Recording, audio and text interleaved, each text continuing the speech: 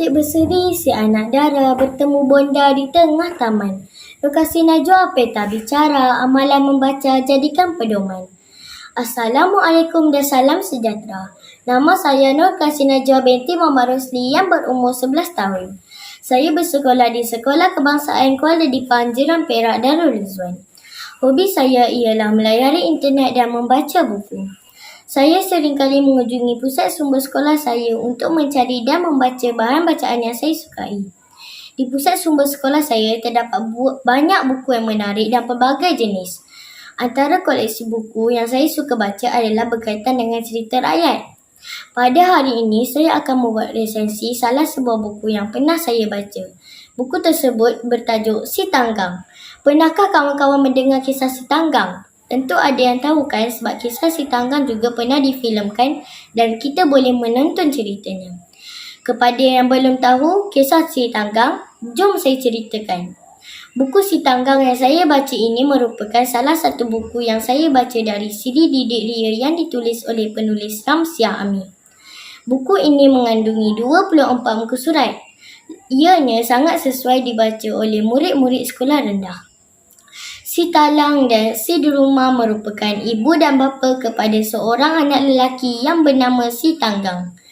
Mereka hidup sebagai keluarga nelayan di tepi pantai. Kehidupan mereka amatlah miskin. Si Tanggang merupakan seorang kanak-kanak yang bercita-cita tinggi. Dia selalu berhayal untuk menjadi kaya dan terkenal. Akan tetapi keadaan hidupnya yang serba kekurangan dan ketiadaan, peluang menjadi penghalang kepada cita-citanya. Pada suatu hari ketika sudah meningkat usia, Si Tanggang terlihat sebuah kapal besar berlabuh di muara sungai yang berhampiran dengan rumahnya. Si Tanggang pun pergi mencuba nasib. Dia berjumpa dengan nakhoda kapal itu dan meminta untuk dijadikan anak kapalnya. Nakhoda kapal itu terus bersetuju kerana telah melihat kecekapan Si Tanggang bersampan dan bekerja. Walaupun Si Talang dan Si Deruma amat keberatan untuk melepaskan Si Tanggang berlayar mengikut kapal nakhoda itu, mereka terpaksa mengalah. Si Tanggang berjanji akan kembali ke kampung setelah menjadi kaya. Si Tanggang melakukan apa sahaja kerja yang diperintahkan oleh nakhoda. Nakhoda amat suka dengannya, dia rajin bekerja. Tidak lama kemudian, Si Tanggang pun diambil sebagai anak angkat. Apabila nakhoda menjadi uzur, maka Si Tanggang dilantik sebagai nakhoda baru. Dia dipanggil Nakhoda Tanggang. Si Tanggang memiliki kecekapan dalam berniaga. Dia menjadi kaya raya dan namanya menjadi terkenal. Namanya sampai ke telinga Sultan dan dijemput ke istana. Tidak lama kemudian, Sultan mengahwini puterinya dengan Si Tanggang. Si Tanggang membawa isterinya berlayar ke banyak tempat di merata negeri. Pada suatu hari, kapal Si Tanggang berlabuh di muara sungai kampung asal-usulnya. Orang kampung mengetahui nakhoda kapal itu Si Tanggang. Mereka pun memberitahu kepada orang tuanya. Gembira dalam hati, Si Talang dan Si Deruma pun pergilah berkayuh sampan menuju ke kapal nakhoda Tanggang. Apabila tiba di kapal, seorang anak kapal melarang mereka naik. Seketika kemudian, Si Tanggang muncul dengan isterinya. Si Tanggang malu melihat keadaan ibu dan bapanya yang daif di hadapan isterinya. Si Talang dan Si Deruma memanggil-manggil Si Tanggang, tetapi dia berpura-pura seperti tidak mengenali mereka.